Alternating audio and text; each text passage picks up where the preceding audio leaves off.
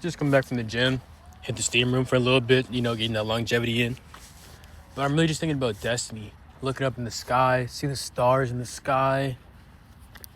Very beautiful, it's kind of cloudy. So the stars are out because South Carolina, not a lot of light pollution.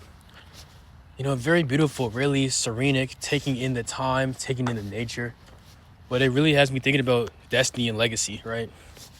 And we are here today because of what our ancestors and generations before them has done to get us to this point. And with each legacy, with each family, there's always, with each empire, there's a rise and a fall.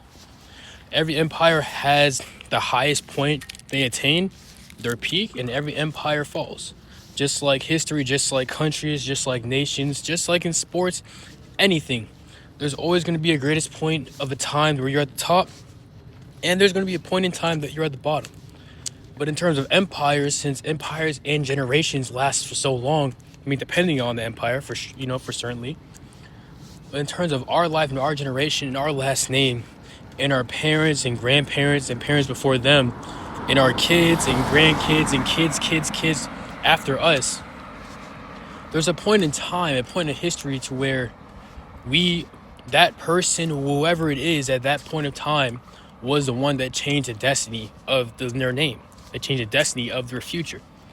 There's one point in time, like let's say the richest people on the planet right now, right? Musk, Bezos, you can, whoever, right? The Saudis, whoever. At some point in time, whether that is because of where they live, with their resources, whatever the case may be, right? Who they've learned from, whatever, right? There was a point in time where that entity, that person, that family, that name was at the bottom. And they had to work their way and grind to the top. And they changed their name. They changed their destiny of their family. Even if that person had the help of their parents and grandparents and people before them that got them to that position. Everything that their parents and their ancestors have went through to that point in time to get them to this position, for them to take the next step and take everything that they've learned and go above and beyond. And I'm not knocking any of the past. I'm not knocking any of the people before us that have achieved and done great things for us to do the things that we need to do and attain, because that's, they put in the time and the work to get us here. Like, that's why I'm here today, because my parents and grandparents and parents before them have got me here. I'm African American. My ancestors were slaves. So they, at some point in time, they still had to take within themselves to keep going, to keep pushing to get to where I am at today. And for my life, it's like I'm taking the next step to change the name. Again, no disrespect to my dad, no disrespect to my mom and to my grandparents before them. And I think that's the type of thinking that really pushes us through. Are you going to be the one that changes the name?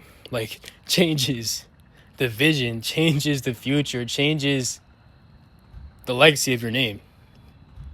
Because if not, what you here for? What have your parents and siblings and grandparents and ancestors have provided this opportunity in this moment for you to do?